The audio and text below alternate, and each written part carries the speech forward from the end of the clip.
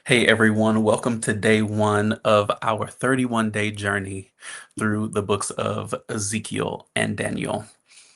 Ezekiel's prophetic ministry does not begin in fulfillment, but in disruption. He stands not in the temple courts, but among captives, not in ceremony, but exile. The 30th year, meant to mark the beginning of priestly service, arrives instead as a moment of displacement. What should have been inauguration becomes interruption. And yet, it is there that the heavens were opened. This moment reframes how we understand loss, delay, and divine silence. Matthew Henry notes that God often chooses seasons of outward desolation to reveal his glory more clearly, so that no part of the revelation can be attributed to human structure or stability. The temple was inaccessible, but God was not. The system had failed, but his sovereignty had not. Ezekiel's vision is intentionally overwhelming. Wind, fire, living creatures, wheels within wheels. The imagery stretches language itself, but the center is unmistakable: a throne. Before God gives Ezekiel instruction, he gives him revelation and alignment.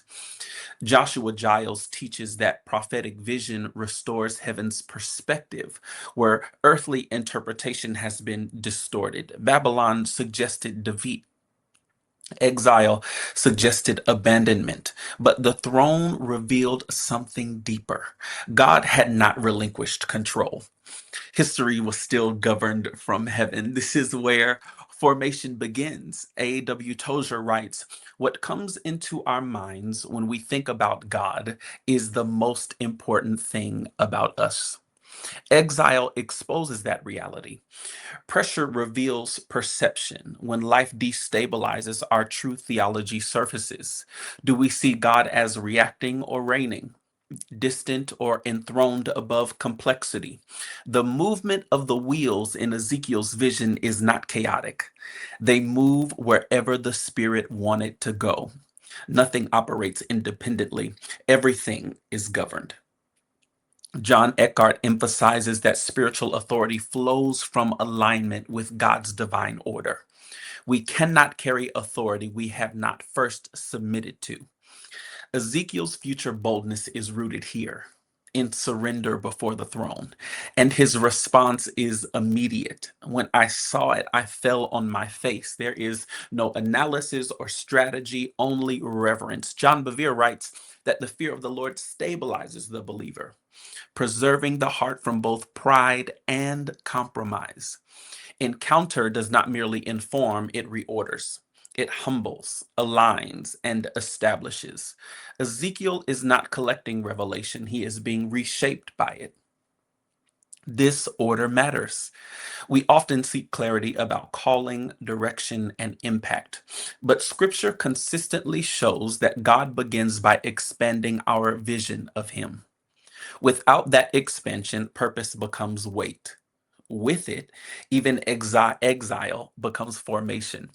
The throne does not remove Ezekiel from Babylon, it redefines how he lives within it.